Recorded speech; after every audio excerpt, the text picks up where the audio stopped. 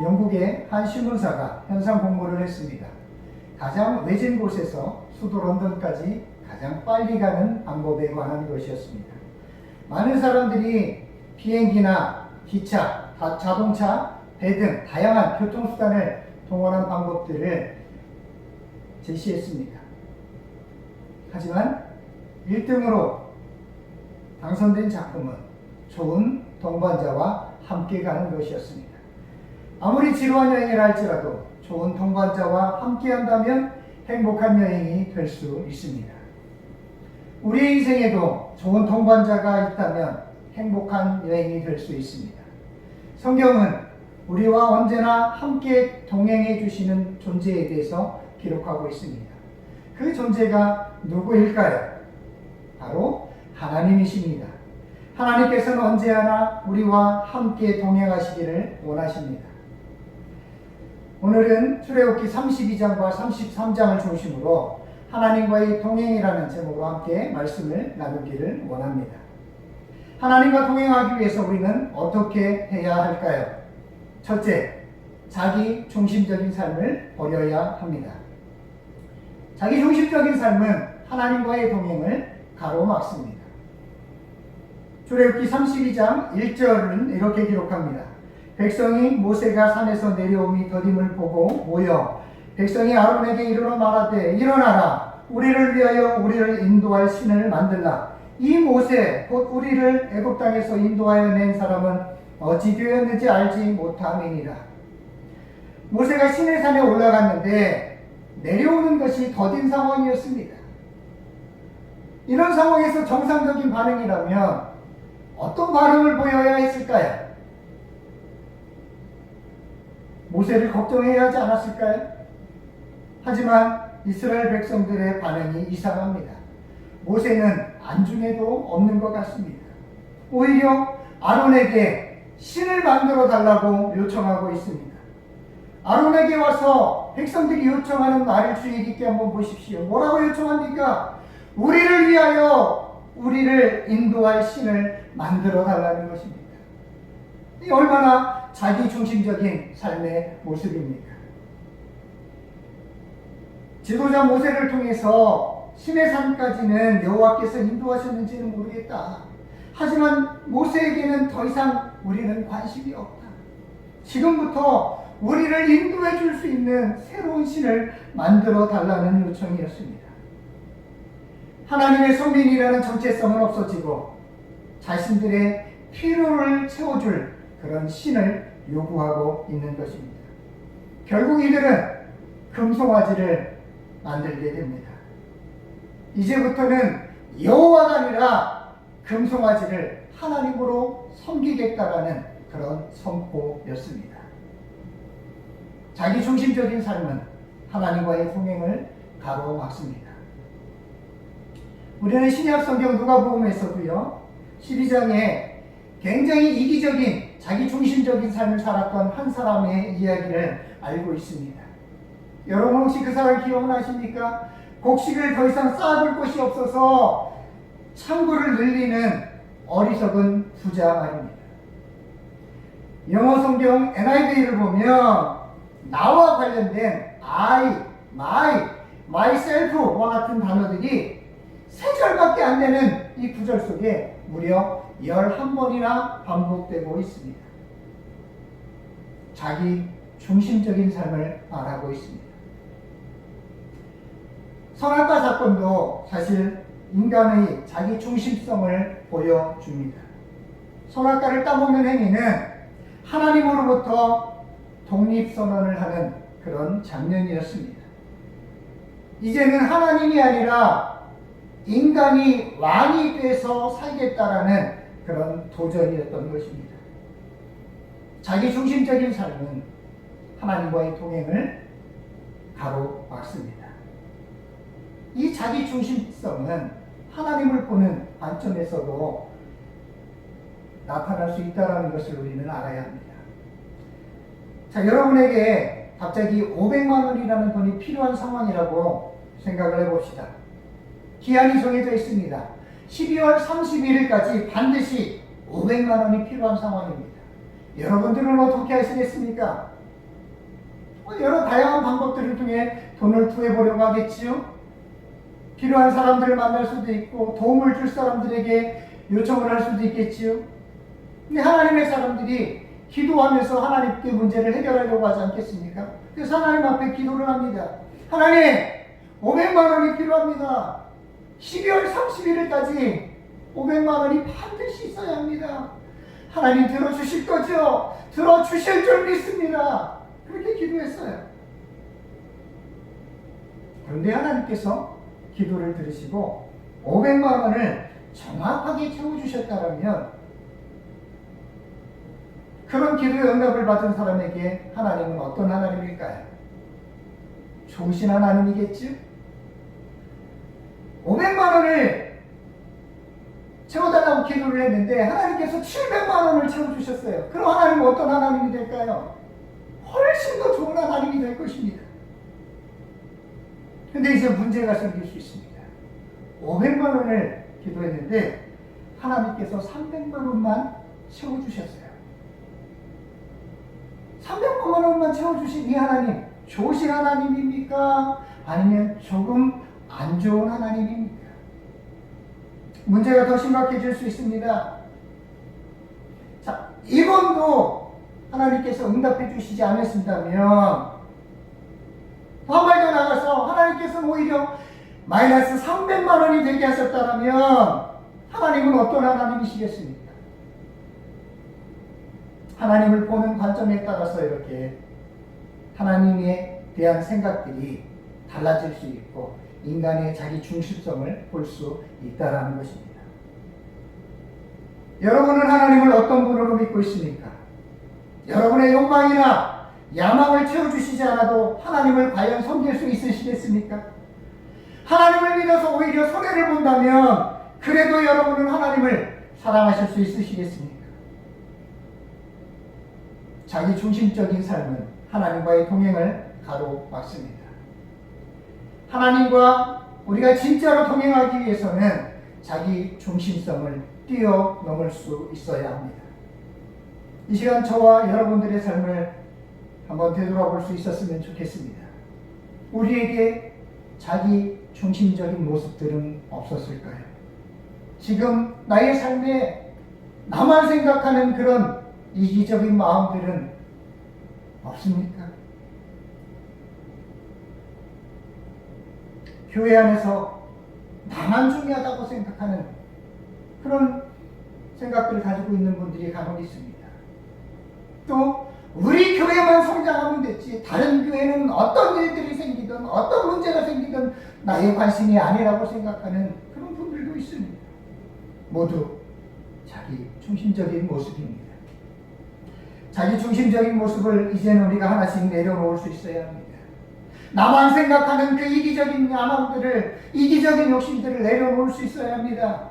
그리고 이제 우리가 주변과 이웃들을 돌볼 수 있는 그런 삶이 되어야 합니다. 자기 중심적인 신앙이 아니라 하나님 중심적인 그런 신앙의 삶이 되시기를 주님의 이름으로 축복합니다. 하나님과 동행하는 삶을 살기 위해서 우리는 어떻게 해야 할까요? 둘째, 성결하지 못한 삶을 버려야 합니다. 성결하지 못한 삶은 하나님과의 동행을 가로막습니다. 출애굽기 32장 5절 6절을 제가 읽어보겠습니다.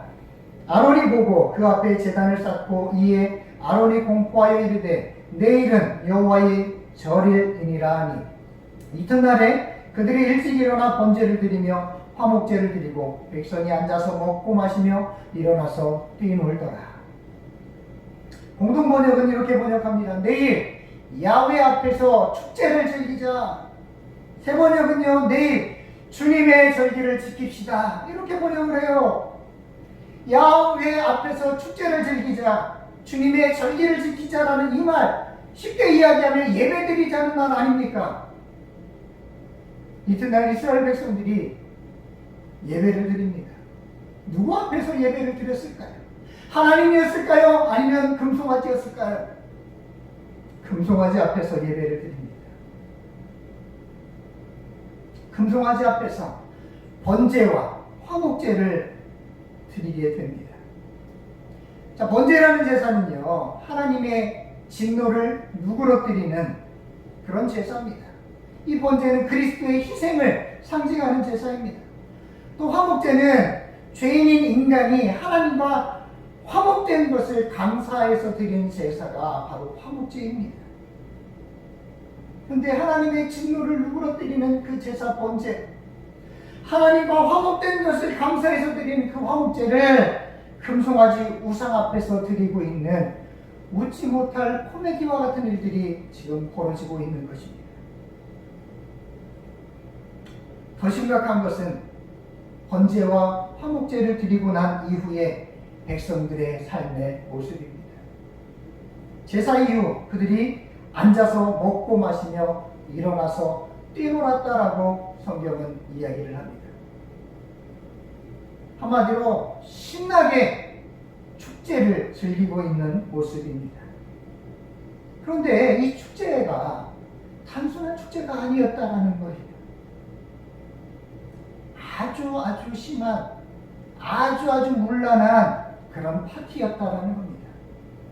자, 출애굽기 32장 6절에 나오는 뛰놀더라라는 이 말이요, 히브리어는 짜헤크라는 단어가 쓰입니다. 이 동일한 단어가 구약 성경에 몇 번 더 사용이 되는데요.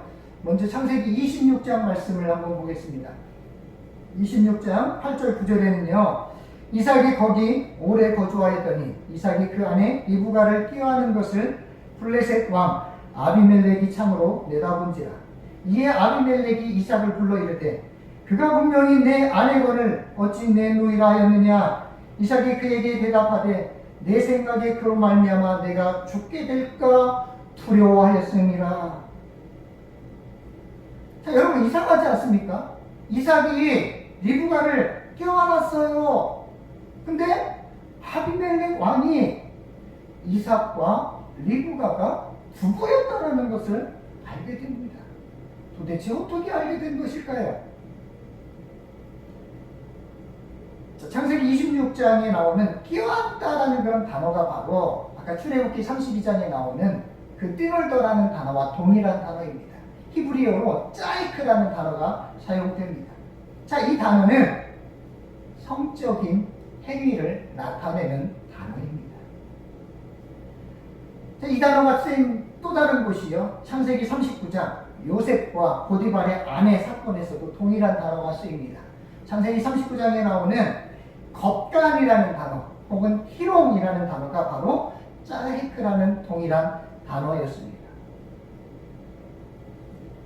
자, 이스라엘 백성들은 금송아지를 만들어 놓고 단순히 축제를 즐기고 있는 것이 아니었습니다. 애굽에서 인도하셨던 하나님께 대한 그런 감사의 예배가 아니었습니다. 오히려 성적으로 아주 문란한 그런 행동이었습니다. 풍요와 쾌락을 주는 새로운 신과 하나 되어서 영적으로 또 육적으로 가늠의 시간을 즐기고 있었던 것이었습니다. 제가 사역자로 처음 사역을 한 곳이 울산이었습니다.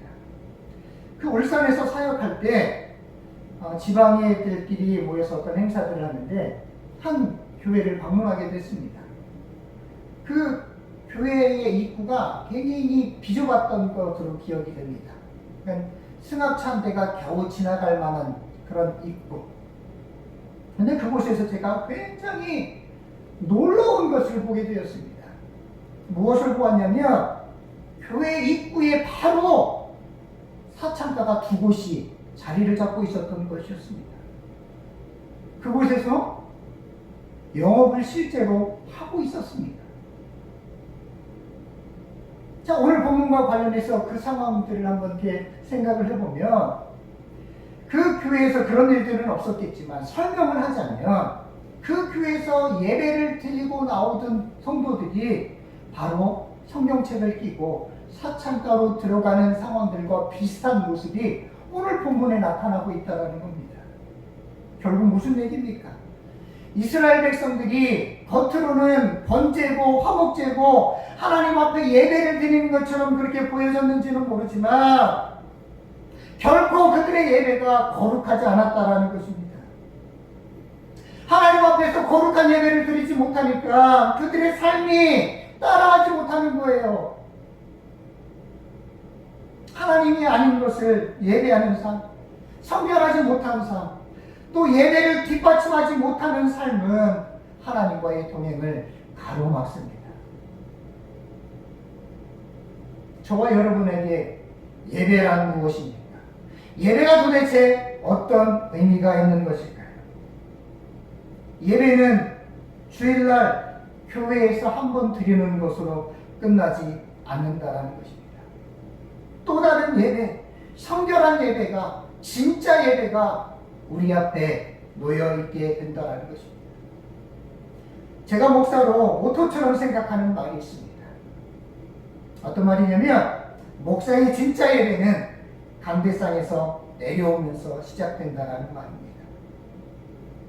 이 말이 저에게만 해당되는 말일까요? 여러분들에게도 해당될 수 있어야 하지 않을까요? 자, 여러분들의 예배는 예배당 문을 열고 나가면서 시작된다는 것을 꼭 기억하십시오. 우리의 예배는 이 한정된 예배당 안에서 그치는 것이 아닙니다. 이곳에서 우리가 예배를 드렸다면 또 다른 예배, 삶의 예배, 삶의 현장 속에 나가서 우리가 하나님의 백성답게, 주님의 자녀답게 그렇게 살아야 할 줄 믿습니다. 하나님과 동행하기 위해서 우리는 또 어떻게 해야 할까요? 셋째, 고집센 삶을 버려야 합니다. 고집센 삶도 하나님과의 동행을 가로막습니다. 출애굽기 33장 1절 말씀을 제가 읽어보겠습니다. 여호와께서 모세에게 이르시되 너는 내가 애굽 땅에서 인도하여 낸 백성과 함께 여기서 떠나서 내가 아브라함과 이삭과 야곱에게 맹세하여 내 자손에게 주기로 한 그 땅으로 올라가라. 하나님께서 모세에게 가나안 땅으로 올라가라고 명령하십니다. 자, 중요한 게요, 이 가나안 땅은요, 이스라엘 백성들이 출애굽을 했을 때 목적지였습니다. 1970년대, 80년대 우리나라 사람들에게 소원을 물으면 뭐라고 했는지 혹시 기억나십니까? 우리의 소원은 뭐죠? 통일입니다. 통일이라고 다 대답했어요. 통일의 의미가 구체적으로 뭔지는 몰라도 그 노래를 부르면서 통일이 됐으면 좋겠다, 통일이 됐으면 좋겠다, 통일이 어서 오라, 통일이 빨리 오라, 우리 그렇게 노래하지 않았습니까? 자, 이스라엘 백성들에게 있어서 가나안 땅에 들어간다는 것은 그들의 평생 소원이 이루어지는 것이고 그들의 평생 소원이 이루어지는 그런 과정이었습니다. 근데 하나님께서 지금 뭐라고 말씀하세요? 그 땅으로 올라가라는 거예요. 쉽게 얘기하면 무슨 얘기일까요? 내가 너희들의 소원을 들어주겠다라는 얘기입니다.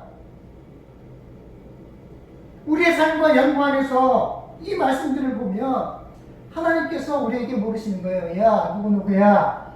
너의 소원이 뭐니? 말해봐라. 말만 해. 내가 다 들어줄게. 지금 이렇게 말씀을 하시고 또 그렇게 우리가 말을 했을 때 하나님께서 겨우 그거야? 그 정도 내가 100번이고 1000번이고 들어줄게. 지금 하나님께서 그렇게 말씀을 하시는 거예요.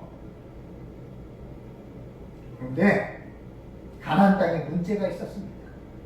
출애굽기 33장 2절 후반절에 보면 가나안 사람, 아모리 사람, 헷 사람, 브리스 사람, 히비 사람, 여부스 사람을 쫓아내고 라고 기록됩니다. 가나안 땅이 무주공산의 땅이 아니었다라는 말입니다. 6개의 강력한 부족들이 이미도 자리 잡고 있는 상황이었습니다. 근데 하나님께서는 이스라엘 백성들의 소원을 이뤄주려면 가나안 땅에 들어가야 되잖아요. 근데 거기에 6개의 종족들이 자리 잡고 있잖아요. 문제가 생기는 거잖아요. 그랬을 때 하나님께서 뭐라고 얘기하신 거예요? 그 족속들 내가 다 쫓아내줄게. 그 문제들 내가 다 해결해줄게. 출애굽기 33장 2절 앞에 부분과 뒤에 부분은 이렇게 기록합니다. 내가 사자를 너보다 앞서 보내어 사람을 쫓아내고 여호와의 사자를 보내셔서 그 가나안 땅에 자리 잡고 있었던 종족들을 하나님께서 쫓아내 주시겠다는 거예요. 하나님은 이런 비슷한 맥락의 말씀들을 앞에 부분에서도 이미 말씀하신 적이 있어요. 출애굽기 32장 34절 말씀해 보면 이제 가서 내가 내게 말한 곳으로 백성을 인도하라. 내 사자가 내 앞서 가리라. 하나님께서 그렇게 이미 또 말씀을 하셨어요. 이스라엘 백성들이 가야 할 곳 그곳에 하나님의 사자를 먼저 보내주시겠다는 거예요. 문제와 장애물이 있다면 하나님께서 해결해 주신대요. 얼마나 좋겠습니까? 여러분 한번 생각해 보십시오. 하나님께서 여러분들의 소원을 말하라고 하고 소원을 이루어주신다라고 했습니다. 방해하는 것들이 있으면 제거해 주시겠다라고 말씀하셨습니다. 정말 허물하지 않겠습니까? 그런데 이상한 것은 그 다음 구절입니다. 출애굽기 33장 3절 말씀 이렇게 기록합니다. 너희를 적과 뿔이 흐르는 땅에 이르게 하려니와 나는 너희와 함께 올라가지 아니하리니 너희는 목이 곧은 백성인즉 내가 길에서 너희를 진멸할까 염려함이니라 하시니 세 번역은 이렇게 번역해요. 너희는 이제 곧 적과 뿔이 흐르는 땅으로 들어간다. 그러나 나는 너희와 함께 올라가지 않겠다. 너희는 고집이 센 백성이므로 내가 너희와 함께 가다가는 너희를 없애버릴지도 모르기 때문이다. 하나님께서 참 희한한 말씀을 하세요. 나는 가나안 땅에 올라가지 않겠다라는 거예요. 이유가 무엇일까요?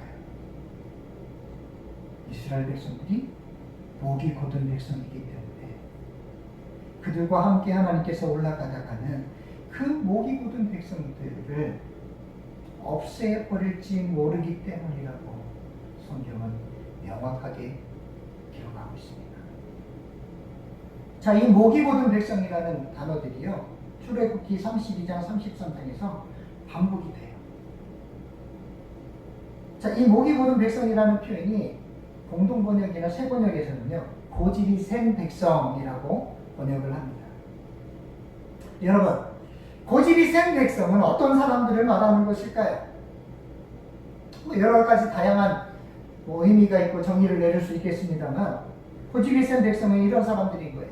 하나님의 뜻에 전혀 순종하지 않거나 굽힐 줄 모르는 사람들, 이 사람들이 고집센 백성이라는 거예요. 이스라엘 백성들이 바로 그런 사람들이라는 거예요. 하나님의 은혜를 망각한 고집센 백성, 하나님께 불순종하는 사람들 하나님은 싫어하십니다. 고집이 센 그런 우리의 삶의 방식들은 하나님과의 동행을 방해하게 한다는 것을 우리가 꼭 명심할 수 있었으면 좋겠습니다. 우리가 간절히 원하는 소원이 있고 그 소원이 이루어지는데 장애물이 있다면 하나님께서 제거해 주신다라고 말씀하셨습니다. 그런 약속을 받은 사람들은 얼마나 행복할까요? 그러나 거기에 하나님이 계시지 않는다면 어떨까요?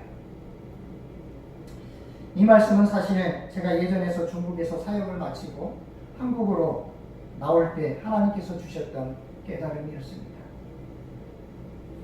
새로운 사역지가 결정될 무렵에 제 생각 속에 참 많은 것들이 떠올랐어요.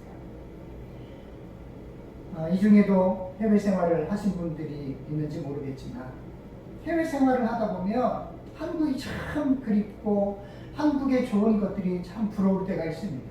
그래서 제 마음 가운데 이제 한국에 들어가면 내가 그동안 중국에서 하지 못했던 이런 일들 좀 해봤으면 좋겠다. 중국에서 먹고 싶었는데 먹지 못했던 이런 음식들을 먹어보고 싶다. 이런 생각들이 있었어요. 그런 할 일들이 하나하나 떠오를 때마다 굉장히 행복했습니다. 그러던 어느 날 하나님과 전혀 상관이 없는 생각들, 하나님이 도와주시지 않아도 되는 그런 일들을 묵상하고 있는 저의 모습을 하나님께서 보게 하셨어요. 하면서 제가 깨달았던 게, 그렇구나. 내 소원이 이루어지고 내 삶의 방해물들이 없어지는 게 중요한 것이 아니구나. 그것보다 하나님과 내가 어떻게 동행할 수 있는가, 그것이 훨씬 더 중요하구나.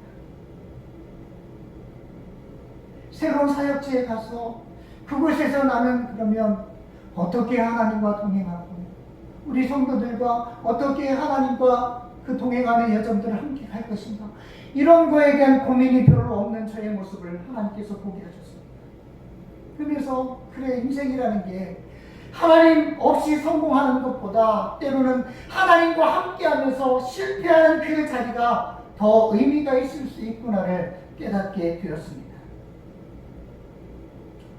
하나님과 동행하기 위해서는 저와 여러분의 고집센 삶이 있다면, 또 하나님과 상관없는 삶이 있다면 과감히 버려야 합니다. 그리스도인들이라고 말하는 사람들 중에도 여전히 목을 뻣뻣하게 세우고 이렇게 외치는 사람들이 있어요. 하나님, 저는 제 갈 길을 가겠습니다. 제 인생에 더 이상 하나님을 간섭하지 마십시오. 저는 구원 받았습니다. 구원 받았으니까 저는 이제 만족합니다. 구원 받았으면 됐지 않습니까? 제 인생에 더 이상 간섭하지 마십시오. 하나님은 그냥 제가 하고 싶은 것에 결제 도장만 찍어주시면 됩니다. 혹여 방해물들이 나타나면 그 방해물들 하나님이 없애주시면 됩니다. 저는 누가 뭐래도 제 갈 길을 가겠습니다. 이렇게 말하는 그리스도인들이 종종 있습니다. 죄송한 말씀이지만 하나님은 그런 사람들과 동행하지 않습니다. 저와 여러분들의 삶은 어떻습니까? 고집불통의 삶을 살고 있지는 않습니까?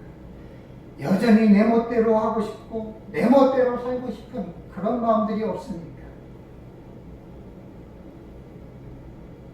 하나님과 진짜로 동행하는 삶, 그것은 내가 원하는 것이 이루어지든 이루어지지 않든, 또 한 발 더 나아가 내가 정말 처참한 실패의 자리에 있다 할지라도 이렇게 고백하는 겁니다. 하나님, 그래도 저는 하나님이 좋습니다. 저는 그래도 하나님과 동행하겠습니다. 하나님의 손 꼭 붙들고 저는 가겠습니다. 이런 고백들을 해야 해요. 하나님은 이런 생각으로, 이런 고백들로 하나님 앞에 살아갈 그런 하나님의 백성들을 찾고 있습니다. 어떤 세상의 부귀영화, 권세보다도 하나님과 동행하는 것을 기뻐하며 하나님과 계속 동행할 것을 추구하는 삶이 되시기를 주님의 이름으로 축복합니다. 말씀을 정리합니다. 자기 중심적인 삶과 성결하지 않은 삶과 고집센 삶은 하나님과의 동행을 가로막는다라고 했습니다. 이러한 것들을 버리고 하나님과 항상 동행하는 삶이 되시기를 주님의 이름으로 축복합니다. 기도하시겠습니다.